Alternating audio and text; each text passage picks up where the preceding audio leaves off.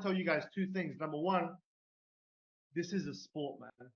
Like, you have to understand that salesmanship is a sport, and you guys are part of a team, and everybody is working together, but you're also competing for the limelight. Now, I've been in situations that have been highly, highly toxic before. I was the toxic one, by the way. Okay, because I always wanted to, and I did everything I could to beat the other guys. But I think one thing that you guys have to remember is the team dynamic, is you also need to support each other. And I can talk about that as well, and how you can support each other, which is really important. But I'm going to revert back to the question, which was, how do you know what's a one-call close? How do you know what's a follow-up close? What should the follow-up system be? So the most important thing that I always talk about with all organizations, and maybe some of you have seen my material before, I'm not sure if you have or you haven't, is you need to know who you're talking to. And you need to know what the avatar is, okay, of the company and or for the offer. And the avatar for you guys' offer, you must understand, is someone who is trying to accomplish their hopes and dreams. They have likely never invested in a program in the past.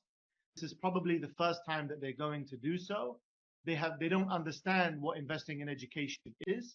If they've gone to college, it's probably been either daddy and mummy's money, or it's been a grant that they got from the US government. So spending their own money on an intangible is something that's very unknown to them. What that means is your clients are very uncertain.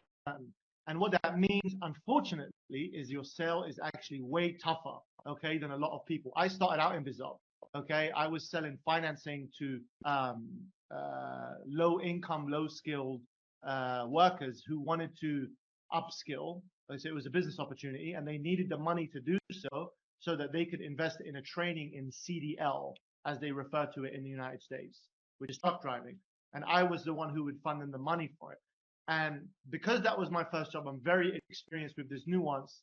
And we sold to people for our baseline program, but that was mostly automated at consulting.com. So we mostly spoke to business people. But whenever I had a guy on the phone that was the beginner and they were a fit for the baseline program, if I tried to close that deal, it was way tougher than the one who was mid or high level tier.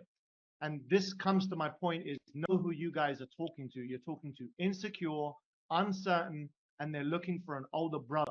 They're looking for someone who's stronger than them, who's more courageous than them, and is there to tell them that the reason you are where you are in your life is because you can't make decisions. I'm going to tell you something that you should never, ever, ever forget, is the value that your clients will get, your prospects will get when you go for the close. The value that they get is not from your program. The value that they get is the fact that you got them to make a decision for the first time in their lives.